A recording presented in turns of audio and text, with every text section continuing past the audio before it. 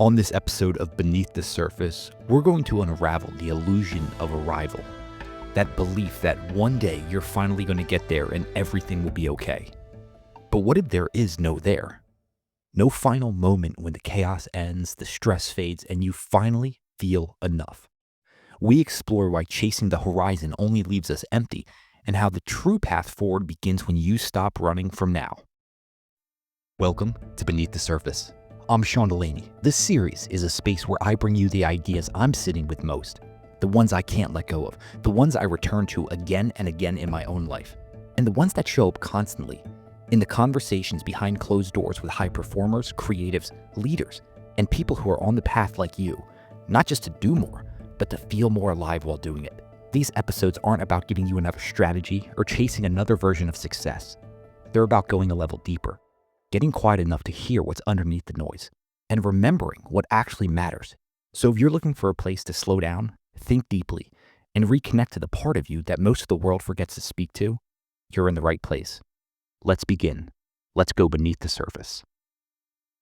We seem to be living under this illusion that there's going to be some point in future, some place in time, some moment where we feel like we finally have arrived, where we finally feel like enough, where the stress, the tension, the fear, the anxiety, the worry, all of that subsides, where finally we've reached retirement on the beach, the kind that feels like that permanent deep breath.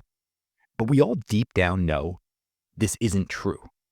There is no arrival. There is no moment in time, some place we reach where everything, all the stress, all the fear, all dissolves. This is an illusion. But we live so much of our life in this illusion. We look to the external, to all the people on the outside, looking at them like, look, they've made it, they've arrived, their life is easy, they have this, they have that. They don't feel all the pain, all the frustration. And so we live our lives in this comparative state. But we have to remember, no one ever reaches this final destination, this arrival, this place we get to where fear won't lurk, where there won't be problems, where stress won't arise, where in the middle of the night we won't wake up at that bad phone call. Because the arrival point doesn't exist. And deep down, you know this, but you continue to climb, hoping that you can reach that next mountaintop that gives you that feeling of enoughness. But you need to know there will never be that point, a point where there's no mystery or ambiguity, where your heart can't break. There won't be a time where a loved one won't show up at the wrong intersection when someone else runs the red light, or when that unknown diagnosis hits us. But by living in this false belief, this expectation of an arrival, by constantly chasing after something outside of ourselves, we let life pass us by. Stop and think about that. By chasing something outside of ourselves, we let life pass us by.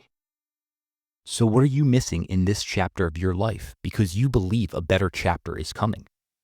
What are you waiting to happen before you finally allow yourself to feel peace? What's the cost of postponing your presence for a future that may never come? This is what we're diving into on this episode. And I'm hoping by diving deeper into this, we won't let life pass us by. We won't miss now for some expectation of then. This episode, though, like all of them, is not about giving you answers. It's about bringing this concept to the forefront of your awareness, because what we make aware in our lives, we have the ability to change, to respond to act in alignment with who we want to become. It's what Osho meant when he said awareness is the greatest alchemy there is. Awareness is the greatest alchemy there is. And for me, so much of change in my own life is just by bringing awareness. It's what allows me to see where I'm tripping over my feet. It's what allows me to see where I'm living in an illusion and how to see with more clarity. So I want your awareness to be heightened, that we spend so much time thinking about getting there, that we spend so little time being here. There is no arrival. There is only now. And the more you evade the present moment in hopes of a greater future, the more you become a passenger in your own life. This is what Robert Pirsig wrote about in Zen and the Art of Motorcycle Maintenance. He said to live only for some future goal is shallow. It's the sides of the mountain which sustain life, not the top. Here's where things grow. What is the point of getting to the top of the mountain if we despised the entire journey? Pirsig also said, the only Zen you'll find at the top of the mountain is the Zen you bring to the mountain. Let that one land for a moment. The only Zen you'll find at the top of the mountain is the Zen you bring to the mountain. So are you bringing a peaceful Zen mind to what you're doing, or just doing it in hopes you'll get a Zen calm mind at the end of it? Pause and think about that. Are you missing this chapter of your kid's life because they're in diapers and it's chaotic and messy and you're just looking forward to when it's finally done and everything's clean? Are you thinking about some point in the future with work where you'll finally allow yourself to feel joy or complete or enough? The more often we put the idea of peace outside of us in a time or an event or a person, we actually rob ourselves the ability to embody it now. And one of my all-time favorite clips about this was from Hollywood great Matt Damon. This was a few years ago. He was on the Graham Norton show, and he was asked about winning the Oscar at the age of 27. Just think about this. Winning the Oscar, the absolute peak for an actor. And he does this at the young age of 27. Your wildest dreams have all come true, the prestige. And this is what Damon ends up actually saying about it. I remember very clearly looking at that award and thinking very, very clearly. Am I allowed to say a four-letter word on this show? But I literally looked at it. I was alone with it, and I said to myself, "Thank God I didn't fuck anybody over for this." And I suddenly had this kind of thing wash over me where I thought, imagine chasing that and not getting it, and getting it finally in your 80s or your 90s with all of life behind you, and realizing what an unbelievable waste of you know what I mean? Because it's got to be, you know what I mean? It can't be good enough. Right. It can't fill you up. It will never, if that's a hole that you have, that won't fill it.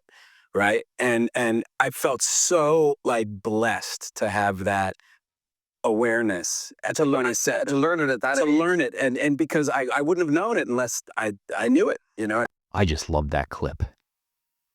Think about when we have this belief that some external thing is going to make us feel whole or complete, like enough, like we've arrived. But what happens when we get there with that expectation is the pattern repeats. We reach one mountain and then we look over and we see there's another mountain. That's why it can't be enough. This is what Damon was trying to describe. You need to bring that Zen. You need to enjoy the moment. You need to enjoy the process. If you're living in this continual tension state of when I finally reach, then I will allow myself to be, you're going to get there and have some extreme dissatisfaction. Makes me think of this little piece Morgan Housel wrote about the astronauts walking on the moon. And he wrote, astronaut Al Bean walked on the moon during Apollo 12. He turned to astronaut Pete Conrad and said, it's kind of like the song, Is That All There Is? And he said Conrad was relieved because he secretly felt the same. Think about that. If they didn't arrive when walking on the moon or winning an Oscar, do we believe we will get that feeling when we finally receive that title or get that house or that number in the bank account or fill in whatever thing it is for you? This is one of the most dangerous traps we fall into. It's the thought that when I get, then I will be. When I get that job, then I will be happy. When I get that number in the bank account, then I will be successful and fulfilled. Whatever it is for you, it's that feeling that when I get blank, then I will be blank. So we fall into this trap and we face these continual patterns that I didn't get what I wanted, so now I'm stressed and unhappy. Or I got what I wanted, but it didn't bring me the lasting happiness I expected. I achieved my goal, but then why'd the satisfaction fade so quickly, leaving me right back where I started chasing the next thing? Or I achieved the goal, I won the championship, but I'm so afraid of losing it.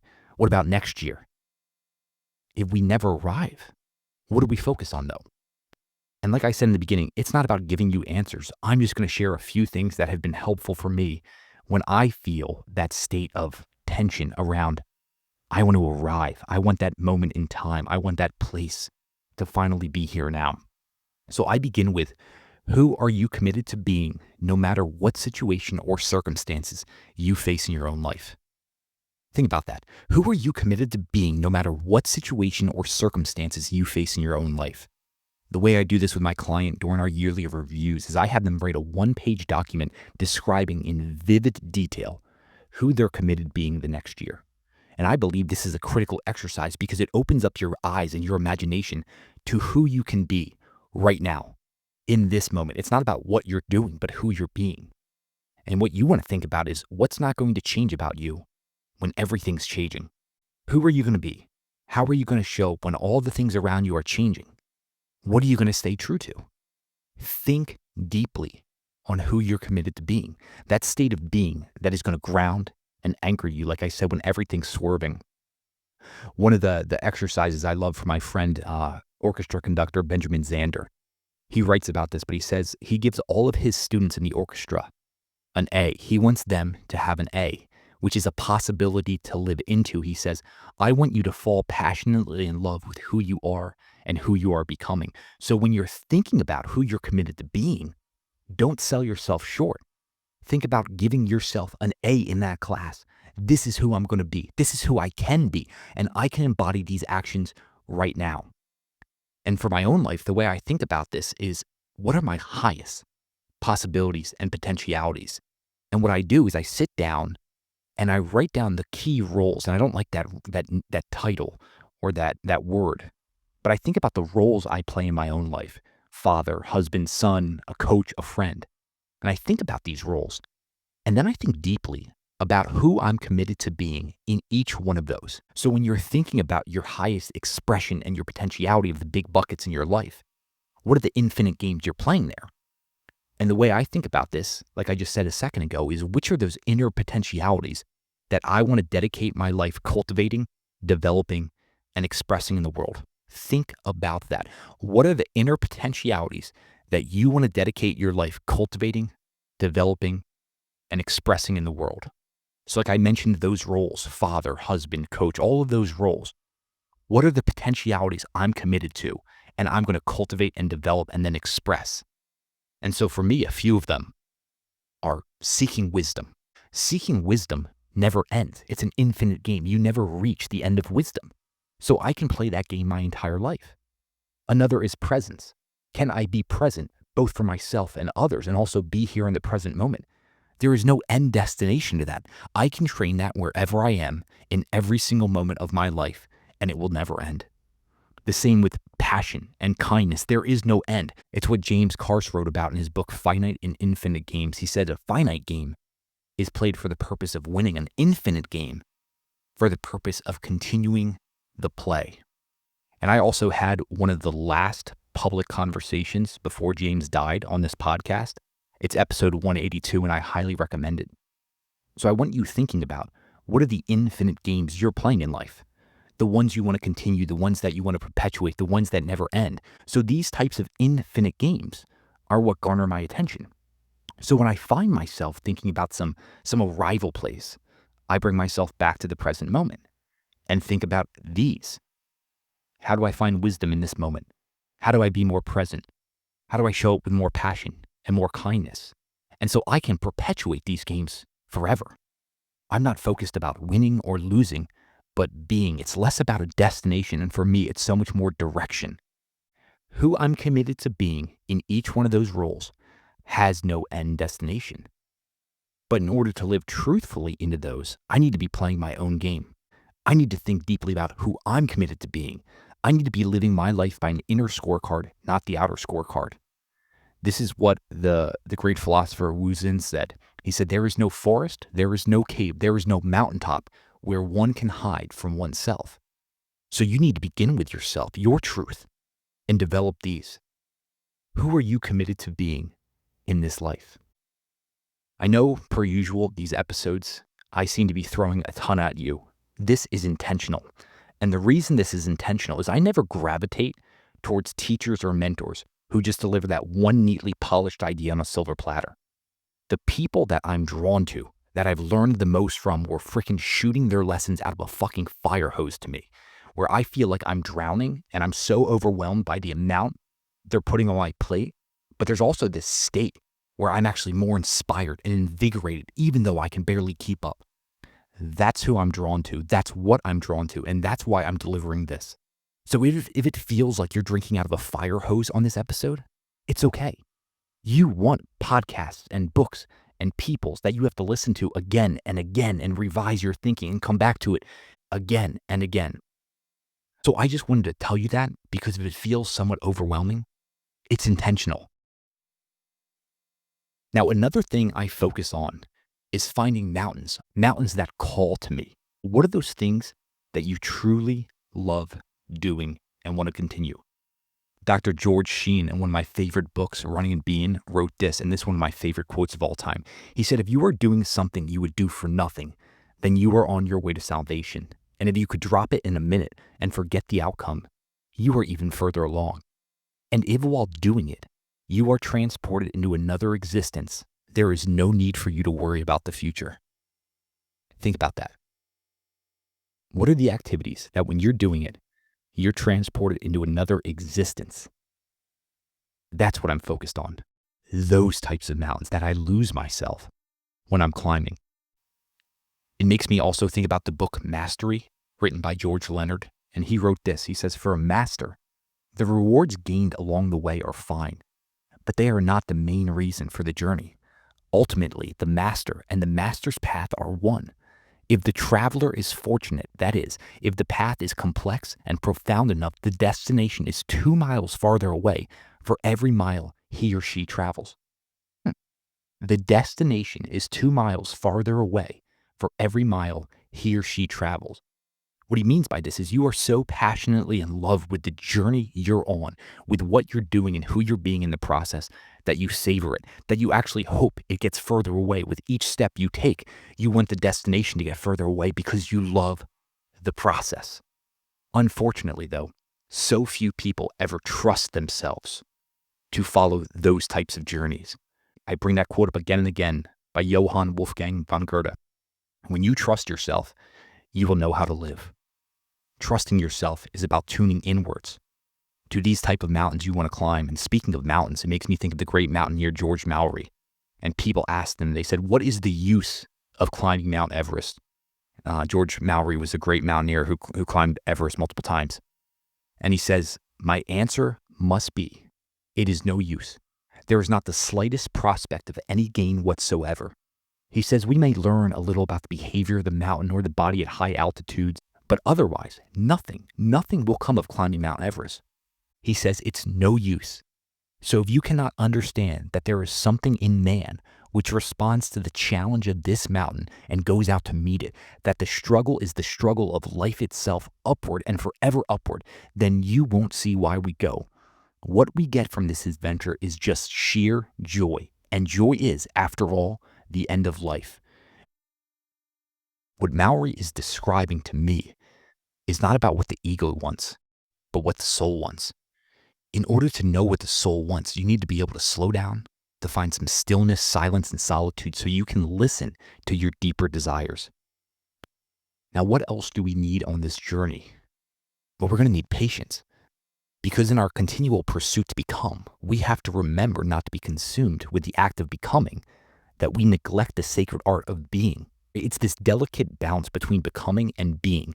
That is the dance of existence. It's easy to become lost in the future about the person we yearn to be, that we forget to inhabit the person we are here and now. It makes me think of one of my favorite passages by the poet Rilke.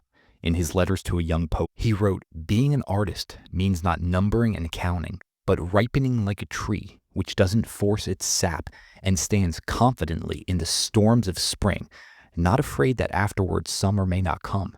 It does come, but it comes only to those who are patient. I learn it every day of my life, learn it with pain I am grateful for. Patience is everything. Anytime I find myself rushing in life, I come back to this passage by Rilke. Makes me also think about what the Dr. Gordon Livingston wrote when he said, only bad things happen quickly. Virtually all happiness-producing processes in our lives take time, usually a long time. Learning new things, changing old behaviors, building satisfying relationships, raising children. This is why patience and determination are among life's primary virtues. Patience. Patience on this journey.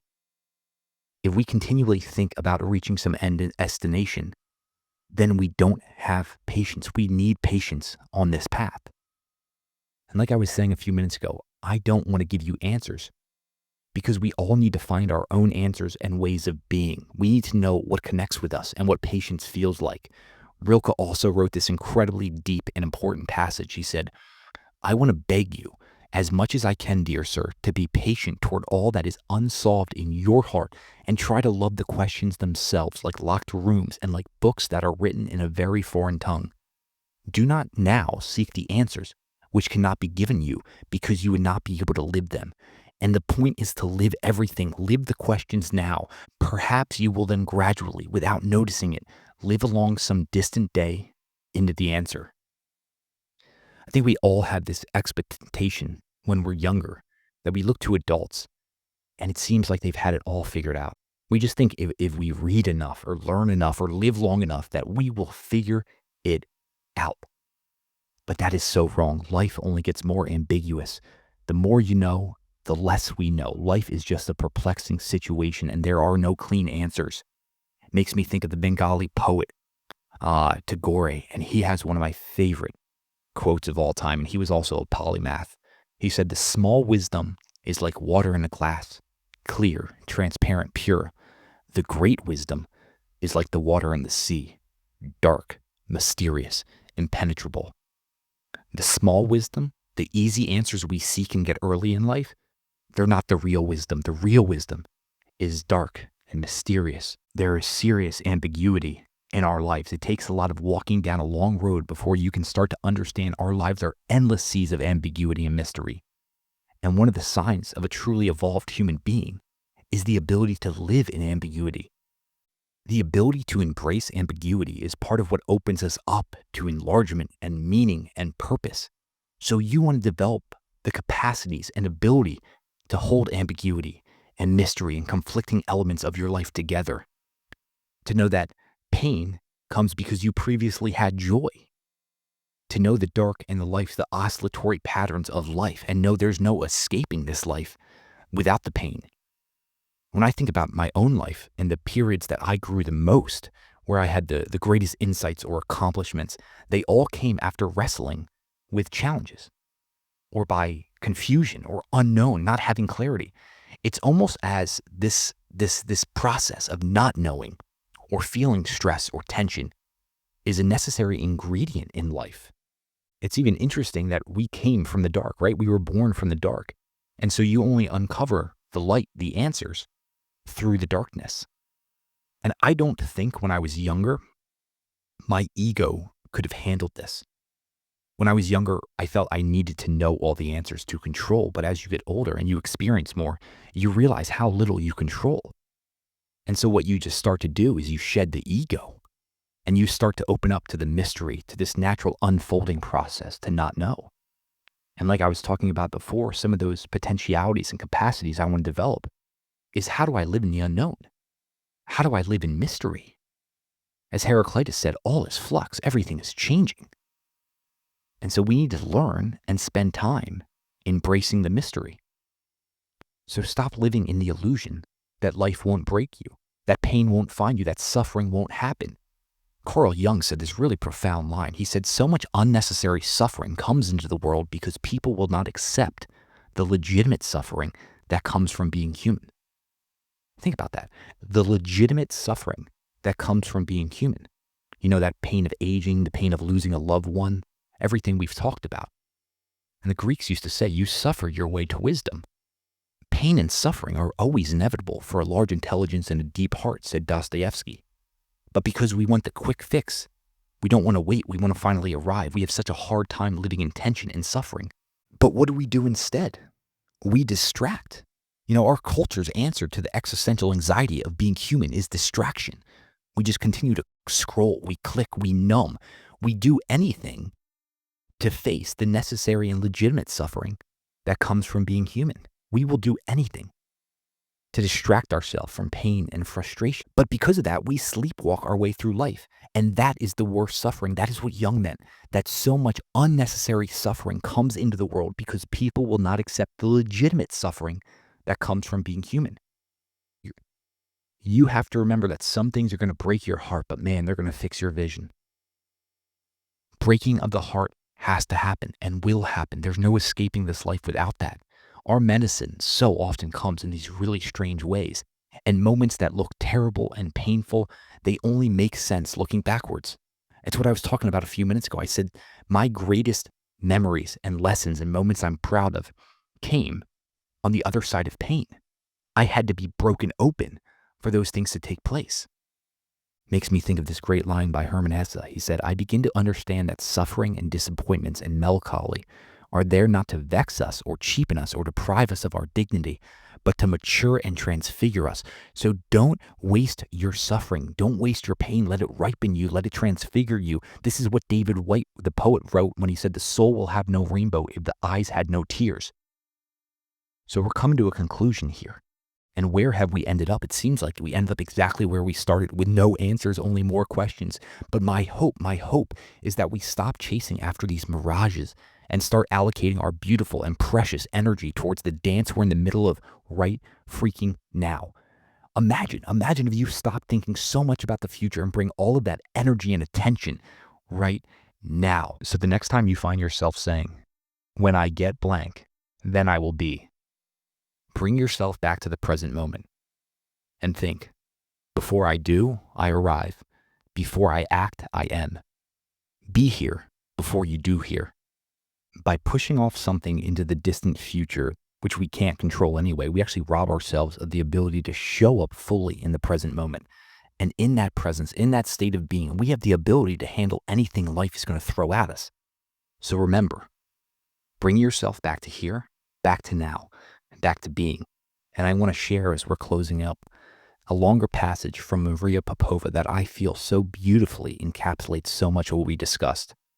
She wrote, in recent seasons of being, I have had occasion to reflect on the utterly improbable trajectory of my life, plotted not by planning, but by living. We long to be given the next step and the route to the horizon, allying our anxiety with the illusion of a destination somewhere beyond the vista of our present life. But the hardest reality to bear is that death is the only horizon, with numberless ways to get there, none replicable, all uncertain in their route, all only certain to arrive. This is why there are infinitely many kinds of beautiful lives, and this is why each and every one of them, even the most seemingly actualized, trembles with a staggering degree of doubt and confusion. Uncertainty is the price of beauty, and integrity the only compass for the territory of uncertainty that constitutes the landmass of any given life. And so the best we can do is walk step by intuitively right step until one day, pausing to catch our breath, we turn around and grasp at a path. If we have been lucky enough, if we have been willing enough to face the uncertainty, it is our own singular path, unplotted by our anxious younger selves, untrodden by anyone else. And finally, I will leave you with this excerpt from Alan Watts, which I think nails so much of this. Music differs from, say, travel. When you travel, you are trying to get somewhere. In music, though, one doesn't make the end of a composition the point of the composition. If that was so, the best conductors would be those who played fastest, and there would be composers who wrote only finales. People go to concert just to hear one crashing chord, because that's the end. Say, when dancing, you don't aim at a particular spot in the room. That's where you should arrive. The whole point of the dancing is the dance. Now, but we don't see that as something brought by our education into our everyday conduct. We've got a system of schooling which gives a completely different impression. It's all graded. And what we do is we put the child into the corridor of this grade system with a kind of, come on, kitty, kitty, kitty. And yeah, you go to kindergarten, and that's a great thing because when you finish that, you'll get into first grade. And then come on, first grade leads to second grade and so on. And then you get out of grade school, you go to high school, and it's revving up. The thing is coming. Then you're going to go to college. And by Jove, then you get into graduate school. And when you're through with graduate school, you go out to join the world. And then you get into some racket where you're selling insurance, and they've got that quota to make, and you're going to make that. And all the time, the thing is coming.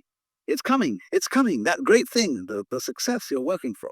Then when you wake up one day about 40 years old, you say, my God, I've arrived. I'm there. And you don't feel very different from what you always felt. Look at the people who live to retire and put those savings away. And then when they're 65, they don't have any energy left. They're more or less impotent. And they go and rob in an old people's senior citizens community. Because we've simply cheated ourselves the whole way down the line. We thought of life by analogy with a journey, with a pilgrimage, which had a serious purpose at the end. And the thing was to get to that end, success or whatever it is, or maybe heaven after you're dead.